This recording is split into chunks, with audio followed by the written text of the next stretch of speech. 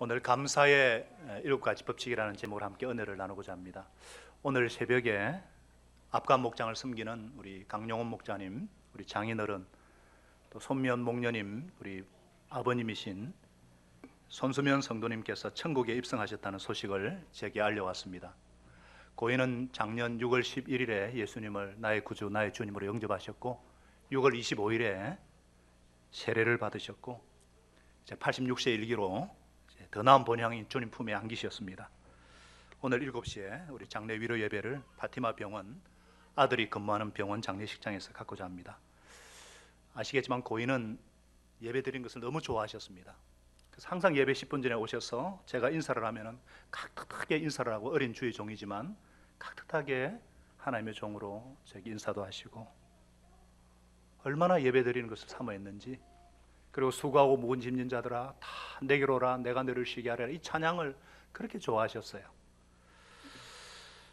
한 달 전에 입원을 하셨는데 그때 보니까 폐암 말기셨어요. 근데 그전에는 그런 별다른 징후도 없이 예배를 잘 드리셨어요. 정말 고통 없이 잠자듯이 믿음을 끝까지 지키고, 제가 2주 전에 신방 갔을 때도 분명한 천국 소망이 계셨고 주무듯이 본향으로 돌아가셨습니다. 유족들도 얼마나 감사해야 하는지 몰라요. 여러분, 죽음 앞에서도 감사하는 것은 우리 믿는 자들의 특권이고 축복인 줄 믿습니다.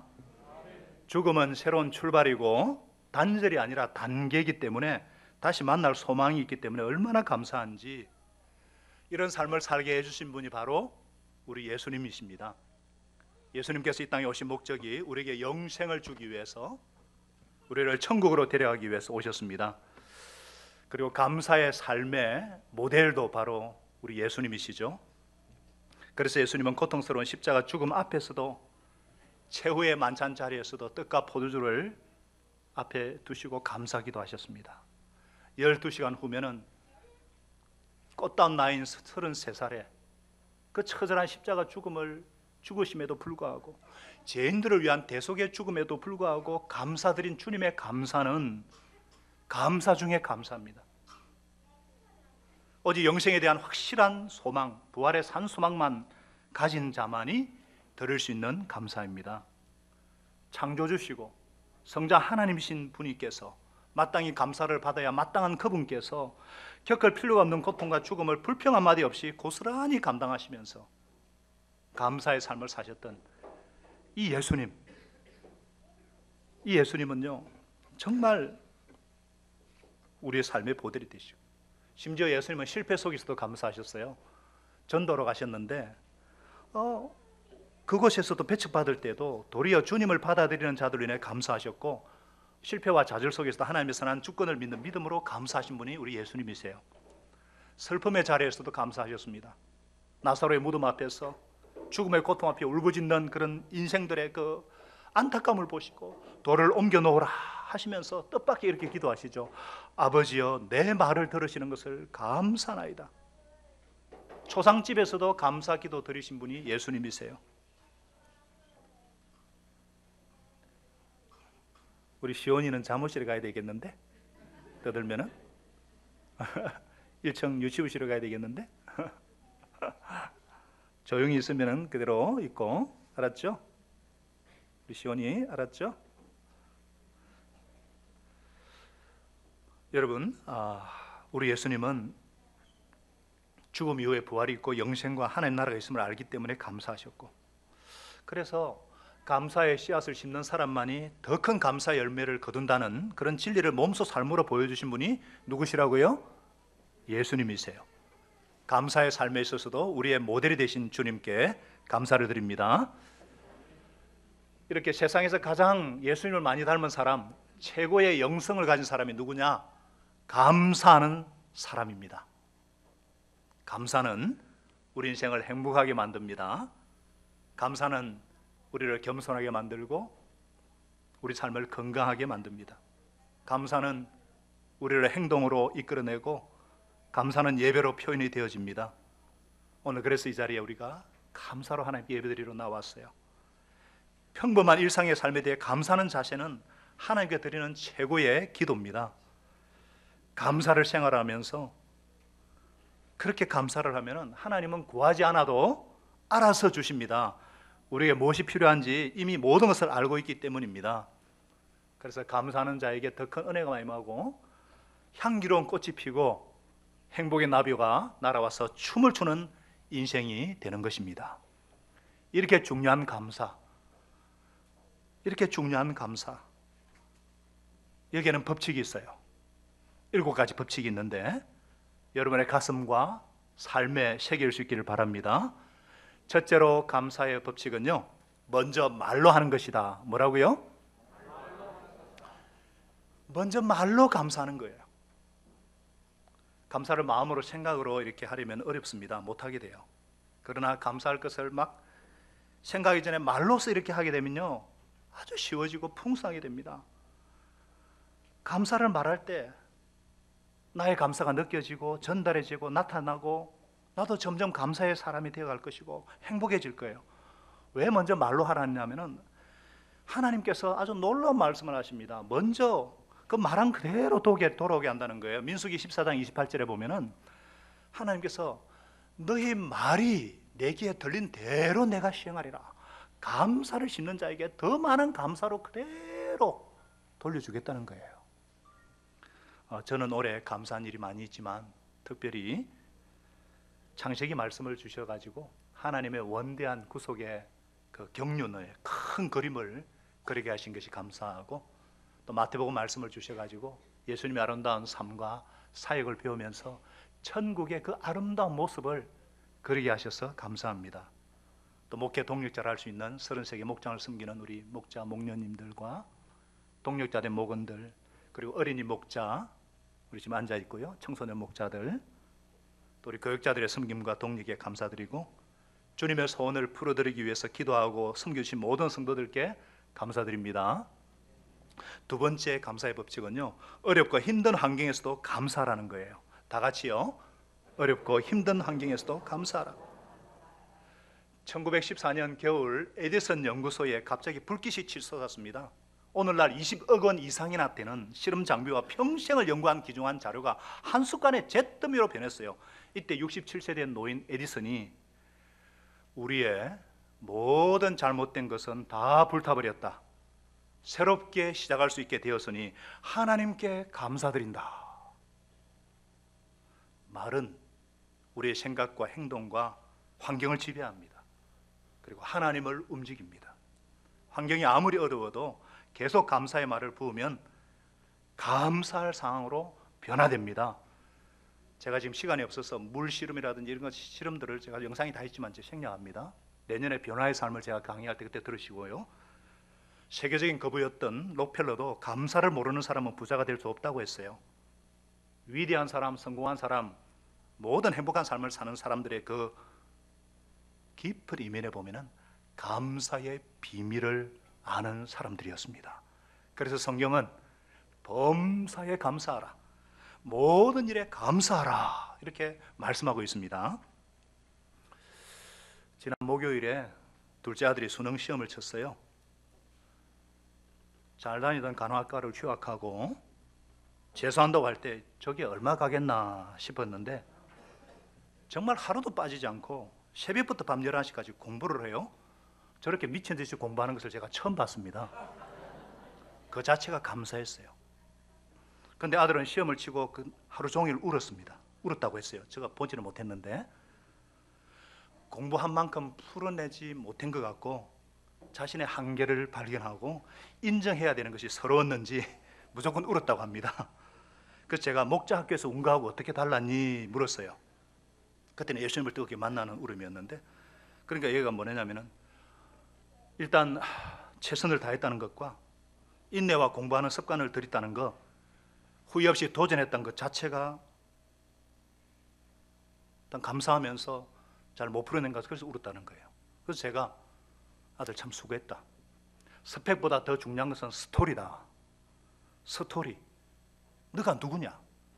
앞으로 어디든지 앞으로 4차 산업시대는 면접을 하든지 어디 가든지 인재를 장성할 때 그런 스펙을 보지 않는다. 너가 누구냐? 너의 인생에 어떤 얘기가 있느냐? 어떤 SQ와 감성이 있느냐? 하나님께서 너의 인생을 어떻게 인도하는지 그거 다 본다.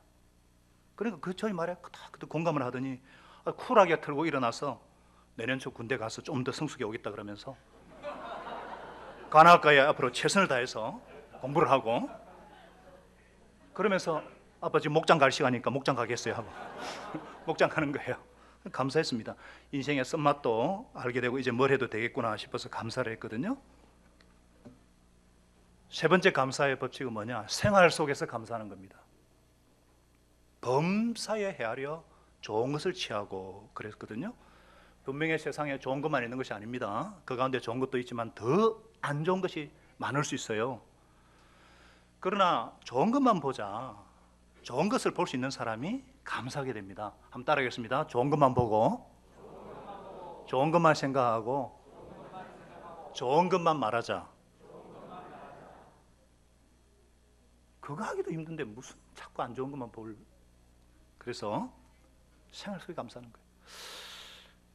금요일 날 아내와 저하고 주고받은 카톡 내용입니다. 실제입니다. 거짓말이 아닙니다. 아내가 저에게 당신은 사실은 아주 괜찮은 사람입니다. 내가 시집을 잘 갔지. 저는 인정해 주니까 땡큐. 우리 애한테도 잘했다. 수고했다 아들. 여러분 택시 타고 혹은 버스에 타고 내릴 때 기사님께 감사해요. 하루 종일 기분 좋아집니다. 생명이 연장된 것도 감사하고, 마음껏 뛰고 걸을 수 있는 것도 감사하고, 늦은 밤에 일하고 왔는데 안겨주는 딸내미 아들 보는 것만 해도 감사하고, 또 식사를 준비해 주는 아내에게 고마워요. 생활 속에서 감사하는 삶. 네 번째 감사의 법칙은요, 사소한 것에 감사하라. 뭐라고요? 사소한 것에. 이미 언급했지만 예수님은 감사의 모델이세요. 요한복음 6장에 보시면요, 500여 5천 먹이는데 안드레가 물고기 5개, 떡 5개, 물고기 2마리, 어린아이 하루 점심 식량을 가져오니까 예수님이 이게 뭐냐고 안 그랬어요. 그조차도 감사를 하시고 그걸로 5천 명을 먹이는 놀라운 기적을 이루십니다. 자기에게 있는 것을 못 보고 다른 사람은 가진 거 비교하니까 불행한 거예요. 우리는 무조건 큰 거, 좋은 거, 많은 것만 추구하다가 작은 거, 사소한 거, 평범한 것의 소중함을 보지 못합니다. 감사는 땡크는 띵크, 생각에서 나오거든요.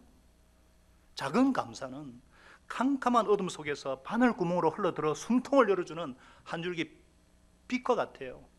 작고 평범한 일상을 감격하고 작은 것들을 소중히 여기고 감사하는 작은 감사. 여러분, 우리는 너무나 평범한 것을 너무 당연하게 생각하지는 않는지. 오늘 대피기도 하신 목사님 기도대로 우리는 얼마나 감사할 것이 많은데 특별한 것만 주어졌을 때만 감사하지는 않는지, 소중한 것을 잃고 나서야 그때서야 그게 얼마나 소중하고 감사한 일인지 뒤늦게 깨닫는 그런 우를 범하지 않도록 예수님처럼 작은 감사에도 감사함으로 큰 열매를, 기적을 체험하는 여러분과 제가 될 수 있기를 바랍니다. 다섯 번째 법칙이에요. 감사할 대상에게 감사를 잊지 않는 겁니다. 다 같이요. 감사할 대상에게 감사를 잃지 않는 것. 하나님께 은혜를 입은 것과 또 사람에게 은혜를 입은 것을 생각하고 기억하고 그 감사를 구체적으로 말할 때에 은혜가 넘치는 기적의 삶을 살게 될 겁니다. 감사는 구체적으로 대상에게 말할 때 시작됩니다. 말할 때 나타납니다. 감사를 말할 때 전해집니다. 감사는 말할 때 느껴집니다. 감사는 말할 때 이루어집니다. 오늘 당장 좀 이따가 또 우리가 초원 소풍도 가겠지만 아내에게, 남편에게, 자녀에게, 부모에게, 목자에게, 목사에게 감사를 실천하시기를 축복합니다. 여섯 번째, 감사의 법칙 여섯 번째, 이감일구하라. 다 같이요. 이감일구하라. 이감일구하라입니다. 하나님께서 솔로몬이 1000번제를 드리니까 솔로몬이 나타나셨어요. 내가 너에게 무엇을 줄고 너는 구하라 그러니까 솔로몬이 내 아버지 다윗을 왕으로 삼아주신 것 감사합니다. 그리고는 저를 다윗의 후손으로 계속 왕위를 잇게 하시고 오늘 제가 이렇게 왕위를 계승하게 하심을 감사합니다. 두 가지 먼저 감사를 얘기해요. 구하라 그랬는데 감사를 먼저 두 가지를 얘기해요. 그리고 난 뒤에 백성을 잘 다스리는 지혜를 주십시오. 이감일구했습니다.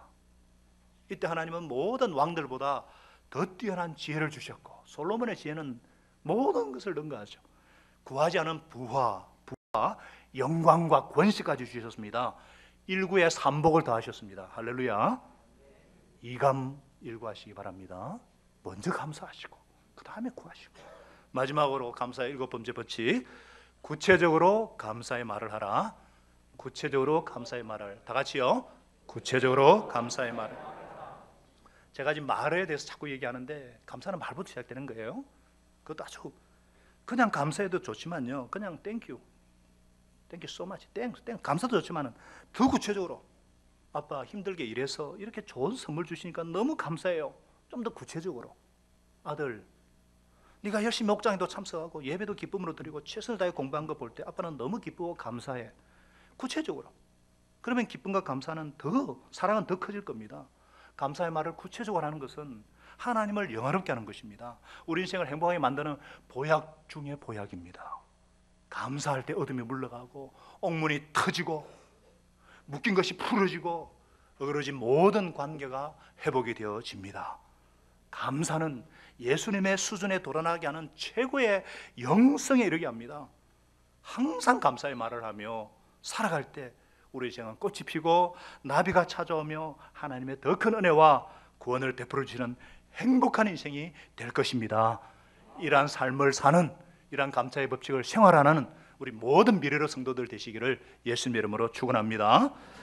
기도합니다. 하나님 아버지, 감사로 제사 드리는 자가 나를 영화롭게 하나니 그 행위를 옳게 하는 자에게 내가 하나님의 구원을 보이리라 말씀대로 우리가 오늘 특별히 추수감사절을 맞이해서 오늘만 감사하는 것이 아니라 매일 감사, 평생 감사, 영원 감사.